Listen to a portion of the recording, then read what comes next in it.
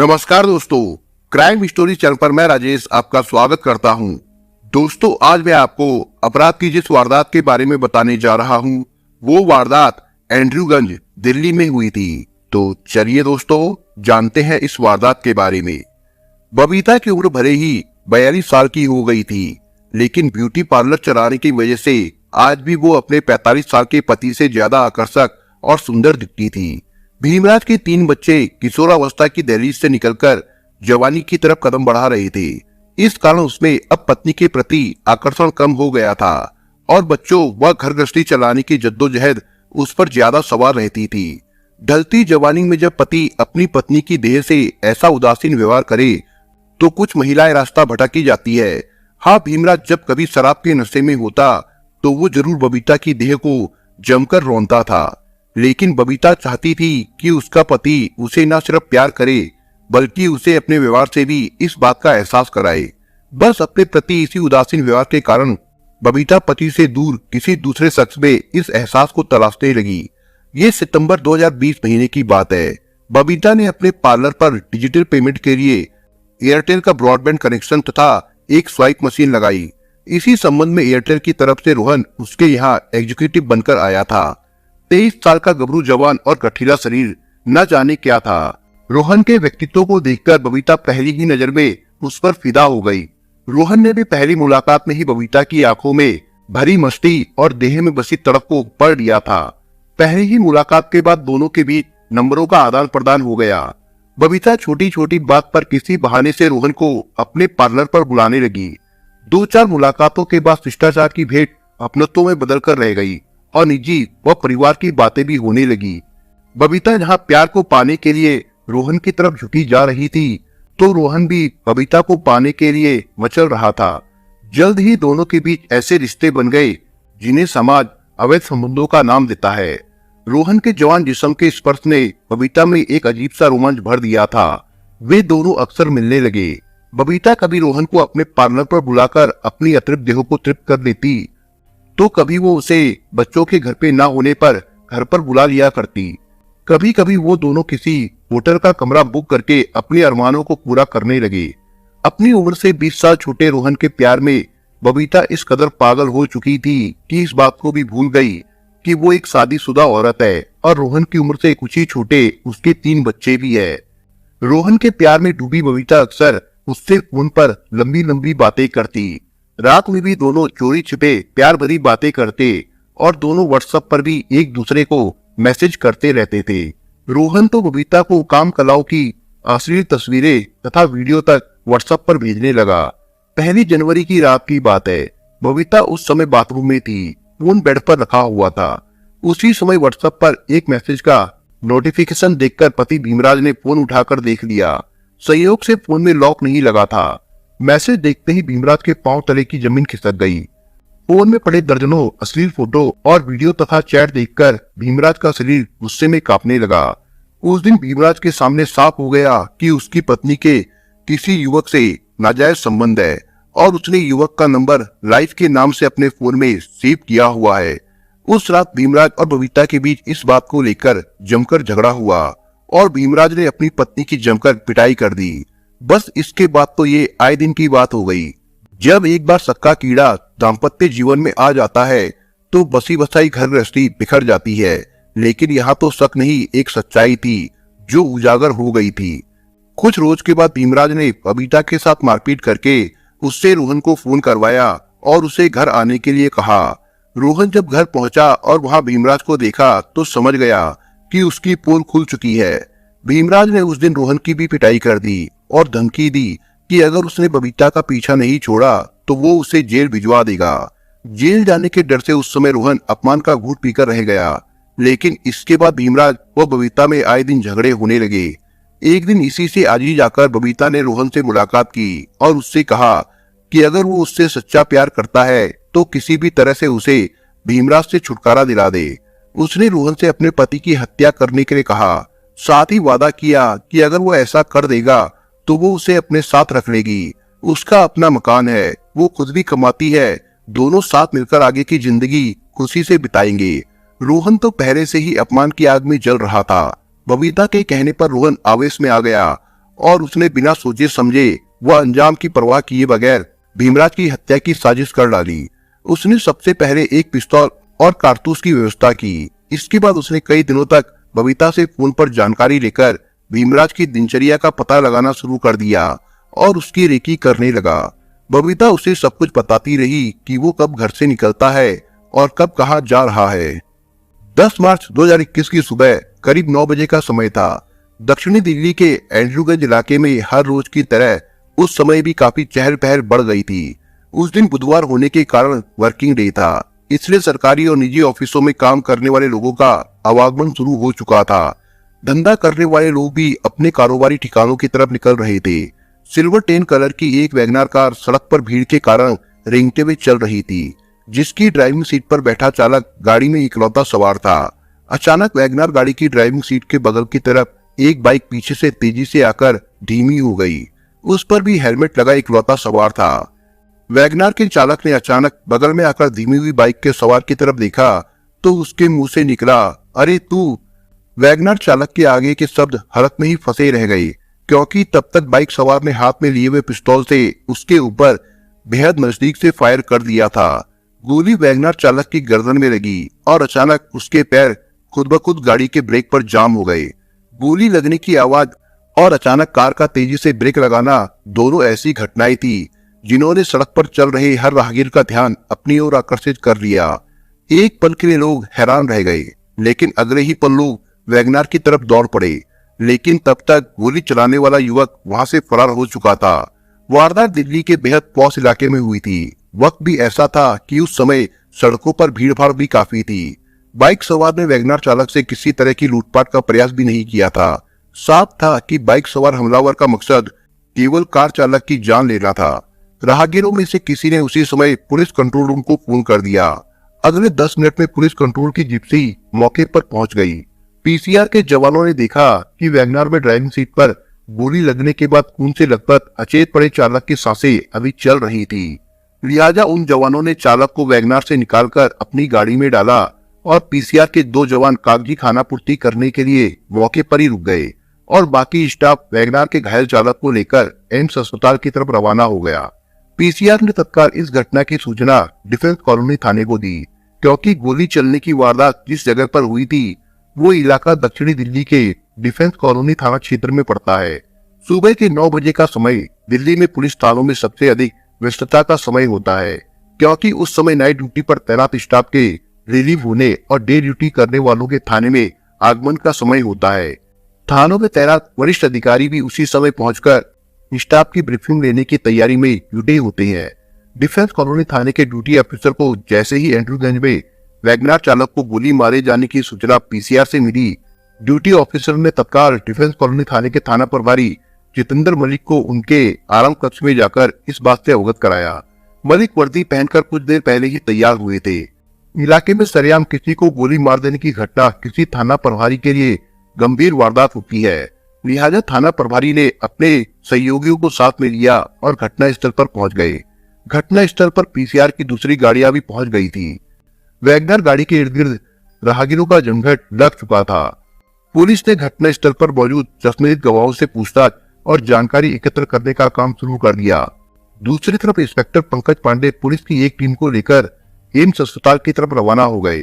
वहां जाने के बाद पता चला कि घायल वैगनार चालक की गर्दन में गोली लगी है और उसकी हालत चिंताजनक है। डॉक्टर इमरजेंसी आईसीयू में उसका ऑपरेशन कर गोली निकालने की कोशिश में जुटे थे। डॉक्टरों ने वैगनार चालक की जेब में से जो पर्स और दूसरे दस्तावेज बरामद किए थे वे सभी पुलिस को सौंप दिए। दस्तावेजों को देखने के बाद पता चला कि जिस शख्स को गोली लगी है उसका नाम भीमराज है और वो चिराग दिल्ली गांव का रहने वाला है। बीएसईएस में संविदा पर ड्राइवर की नौकरी करने वाला भीमराज कहाँ जा रहा था, उसे गोली किसने और क्यों मारी, इसका तो तत्काल पता नहीं चल सका, लेकिन पुलिस को ये पता चल चुका था कि वो कहाँ का रहने वाला है। लिहाजा उसके परिवार वालों से संपर्क करके उन्हें सूचना देने का काम आसान हो गया था। दूसरी तरफ भीमराज का मोबाइल फोन पुलिस ने उसी की गाड़ी से बरामद कर लिया था, जिसमें उसकी पत्नी का नंबर था। पुलिस ने उस नंबर पर कॉल करके भीमराज की पत्नी को सूचना दे दी। थोड़ी ही देर में भीमराज की पत्नी बबीता अस्पताल पहुंच गई।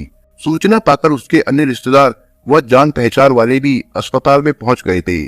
इधर थाना प्रभारी मलिक ने इस घटना के बारे में डीसीपी अतुल ठाकुर व डिफेंस कॉलोनी के एससीपी कुलवीर सिंह को अवगत करा दिया।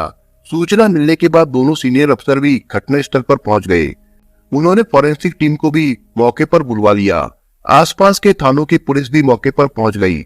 भीमराज का इलाज करने वाले डॉक्टरों ने ये बात साफ कर दी कि उसके बचने की उम्मीद बेहद कम है, क्योंकि गर्दन में जो गोली लगी थी उससे सांस की नली पूरी तरह से क्षतिग्रस्त हो गई है, जिसकी वजह से उसे सांस लेने में बेहद तकलीफ हो रही है, जिससे उसे वेंटिलेटर पर रखा गया है।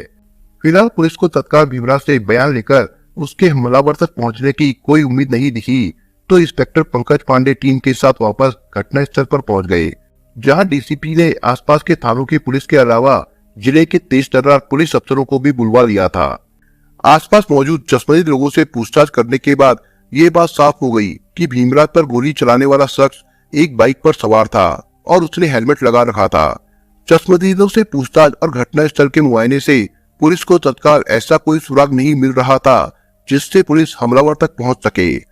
लिहाजा डीसीपी अतुल ठाकुर ने डिफेंस कॉलोनी थाने पहुंचकर तेज तर्रार पुलिस कर्मियों की 6 टीमों का गठन कर दिया।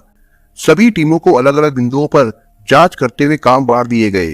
भीमराज को गोली मारने वाला हमलावर बाइक पर सवार होकर आया था। पुलिस को चश्मदीदों से इस बात की जानकारी तो मिल गई थी, लेकिन कोई भी बाइक का नंबर नहीं बता सका था। इसलिए पुलिस टीमों ने सबसे पहले हमलावर की बाइक को ट्रेस करने का काम शुरू किया। पुलिस की टीमों ने घटनास्थल के आसपास की सीसीटीवी फुटेज खंगालनी शुरू की, तो अगले कुछ ही घंटों में पुलिस को सफलता मिल गई। जिस स्थान पर घटना हुई थी वहां एक सीसीटीवी फुटेज में हमलावर बाइक सवार कैमरे में कैद हो गया था, लेकिन इस फुटेज में बाइक का नंबर साफ नहीं हो सका, क्योंकि हमलावर ने बड़ी चालाकी से आगे और पीछे की दोनों नंबर प्लेटों को मोड़ रखा था, जिसकी वजह से बाइक का नंबर साफ नहीं दिखाई पड़ रहा था। पुलिस को जो भी नंबर दिखाई पड़ रहे थे उसके आधार पर अलग अलग सीरीज बनाकर नंबरों को जोड़कर ये पता लगाने का काम शुरू कर दिया गया कि उन बाइक नंबरों के मालिक कौन लोग हैं। पुलिस की एक दूसरी टीम ने सीसीटीवी खंगालने का काम जारी रखा। भीमराज का हमलावर जिस दिशा में बाइक लेकर गया था उसी दिशा में बढ़ते हुए पुलिस ने जितने भी रास्ते गए वहां से करीब 5 किलोमीटर तक एक 200 सीसीटीवी फुटेज की जांच पड़ताल कर डाली। इसी दौरान इंस्पेक्टर जितेंद्र मलिक की टीम ने भीमराज की पत्नी बबीता से जब पूछताछ शुरू की तो पता चला कि भीमराज ने चिराग दिल्ली गांव में अपना मकान बना रखा था, जहां वो अपनी पत्नी बबीता व 3 बच्चों के साथ रहता था। भीमराज और बबीता के 3 बच्चों में 2 बेटी और 1 बेटा था। बड़ी बेटी की उम्र करीब 19 साल थी, जबकि छोटी बेटी 15 साल की थी। उनके बीच 17 साल का एक बेटा था। 42 साल की बबीता आकर्षक व देखने में सुंदर थी। इंस्पेक्टर जितेंद्र मलिक को पूछताछ की शुरुआत में ही लगा कि बबीता को अपने पति के साथ हुई इस गंभीर वारदात का मानो कोई रंज नहीं है। इंस्पेक्टर जितेंद्र मलिक के हर सवाल का बबीता इतने सहज भाव से जवाब दे रही थी मानो कुछ हुआ ही नहीं था।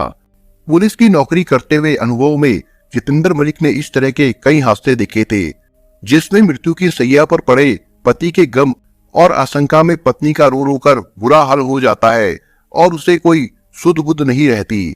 लेकिन बबीता न सिर्फ इंस्पेक्टर मलिक के हर सवाल का आराम से जवाब दे रही थी, अपितु जब उन्होंने उसके लिए चाय मंगाई तो वो आराम से चाय भी पी गई। किसी पीड़ित की पत्नी का ऐसा व्यवहार इंस्पेक्टर मलिक को थोड़ा अटपटा लगा। हालांकि बबीता ने पूछताछ में ये बात साफ कर दी थी कि उसके पति की किसी से दुश्मनी या रंजिश के बारे में उसे कोई जानकारी नहीं है। बबीता ने यह भी बताया कि उसके पति भीमराज की संगत ठीक नहीं थी। वो खाने पीने का शौकीन था और अक्सर शराब पीकर घर आता था। उसने बताया कि पति की कमाई से घर ठीक से नहीं चल रहा था, इसलिए वो खुद भी घर गृहस्थी चलाने के लिए पति का हाथ पटाती थी। बबीता ने साउथ एक्सटेंशन में किराए की दुकान लेकर उसमें अपना ब्यूटी पार्लर खोल रखा था, जो ठीक ठाक चलता था और उससे अच्छी खासी कमाई भी हो जाती थी। एक तो बबीता का अटपटा व्यवहार और दूसरा उसका ब्यूटी पार्लर के पेशे से जुड़ा होना, दोनों ऐसी बातें थी जिसकी वजह से इंस्पेक्टर मलिक के लिए बबीता जिज्ञासा और जांच पड़ताल का केंद्र बिंदु बन गई। उन्होंने बातों ही बातों में भीमराज के अलावा बबीता और उसके तीनों बच्चों के मोबाइल नंबर नोट कर लिए। बबीता से पूछताछ के बाद इंस्पेक्टर मलिक ने तत्काल एसआई प्रमोद को भीमराज और बबीता के मोबाइल फोन की कॉल डिटेल निकलवाने के लिए भेज दिया।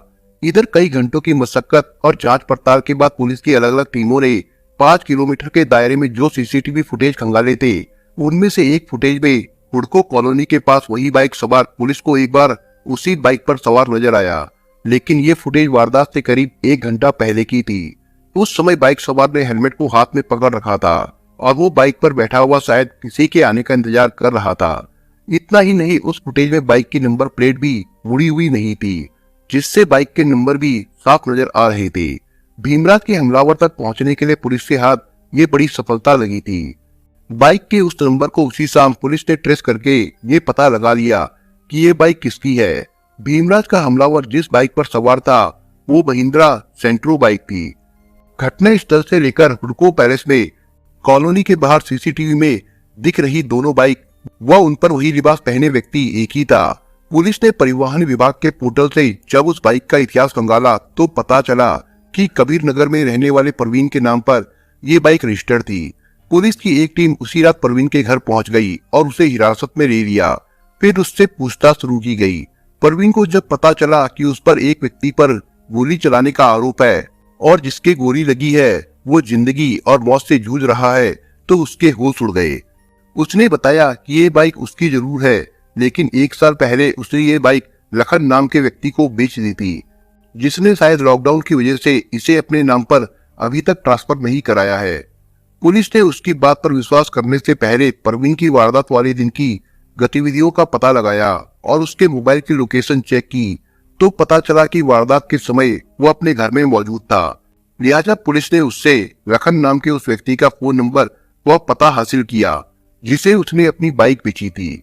लखन गोविंदपुरी दिल्ली का रहने वाला था। पुलिस ने उसे भी रात में ही दबोच लिया और थाने ले आई। जब लखन को पता चला कि जो बाइक उसने परवीन से खरीदी थी उसका इस्तेमाल किसी पर जानलेवा हमला करने में हुआ है, तो लखन ने भी माथा पीट लिया। जितेंद्र मलिक समझ गए कि कोई खास बात है जो लखन ने ऐसी प्रतिक्रिया दी है। लिहाजा उन्होंने थोड़ा सख्ती के साथ लखन से पूछा, लगता है तुम्हें पता है कि भीमराज को गोली किसने मारी है? नहीं सर, मुझे कुछ नहीं पता। मैं तो ये भी नहीं जानता कि आप किस भीमराज की बात कर रहे हो। सर, मैं तो अपने भतीजे की बात कर रहा हूँ, जिसको मैंने पिछले कुछ महीनों से ये गाड़ी चलाने के लिए दी हुई थी। अब पता नहीं उसने किसको ये गाड़ी दी और किसने ये कांड किया है। इंस्पेक्टर मलिक की सख्ती पर सहमे हुए लखन ने बताया, तो मलिक ने उसे पूरी बात साफ साफ बताने के लिए कहा। तब लखन ने बताया कि उसने करीब 1 साल पहले ये बाइक परवीन से खरीदी थी। उस समय वो एक प्राइवेट कंपनी में नौकरी करता था, लेकिन बाइक खरीदने के कुछ दिन बाद ही कोरोना महामारी की वजह से हुई लॉकडाउन में उसकी नौकरी चली गई और वो बेरोजगार हो गया। बाइक अक्सर घर पर खड़ी रहती थी। इसी दौरान कुछ महीने पहले उसके बड़े भाई के बेटे रोहन उर्फ मनीष की एयरटेल कंपनी में नौकरी लग गई, लेकिन उसके पास भागदौड़ करने के लिए कोई साधन नहीं था। लिहाजा उसने अपनी बाइक रोहन को दे दी और कहा जब वो अपने लिए दूसरी बाइक खरीद ले तब उसकी बाइक वापस कर देना। इसके बाद से रोहन ही उसकी बाइक का इस्तेमाल करता था। उसे नहीं पता कि भीमराज पर गोली किसने चलाई है। रोहन ने खुद इसका इस्तेमाल किया था या किसी अन्य व्यक्ति को उसने बाइक इस्तेमाल करने के लिए दी थी। ये बात तो साफ हो गई कि लखन की बाइक का इस्तेमाल भीमराज पर हुए हमले में किया गया था, लेकिन वारदात वाले दिन बाइक कौन लेकर गया था इसका खुलासा होना मुश्किल काम नहीं था। इंस्पेक्टर जितेंद्र मलिक से तत्काल सीसीटीवी की फुटेज लखन को दिखाई तो उसने साफ कर दिया कि बाइक पर सवार युवक उसका भतीजा रोहन है। बस इसके बाद पुलिस के लिए रोहन को पकड़ना कोई मुश्किल काम नहीं था। पुलिस टीम ने अगली सुबह ही रोहन को उसके घर से सोते हुए दबोच लिया। थाने लाकर जब रोहन से पूछताछ शुरू हुई तो पहले वो इधर उधर की बातें करता रहा, लेकिन जब पुलिस ने उसे सीसीटीवी में कैद हुई उसकी तस्वीरें दिखाई तो उसने कबूल कर लिया कि उसी ने भीमराज को गोली मारी थी। आखिर ऐसी क्या बात थी कि रोहन ने भीमराज को गोली मार दी? इस सवाल के जवाब में रोहन ने कहा कि भीमराज ने उस दिन गाड़ी चलाते समय उसकी बाइक को टक्कर मार दी और जब उसने विरोध जताया तो वो भद्दी गालियां देने लगा। इसी बात से गुस्से में आकर उसने पीछा करते हुए एंड्रूगंज में जाकर उसे गोली मार दी। हालांकि रोड रेज के दौरान गुस्से में गोली मार देना दिल्ली शहर में कोई नई बात नहीं है, क्योंकि इस तरह की घटनाएं यहाँ अक्सर होती रहती है।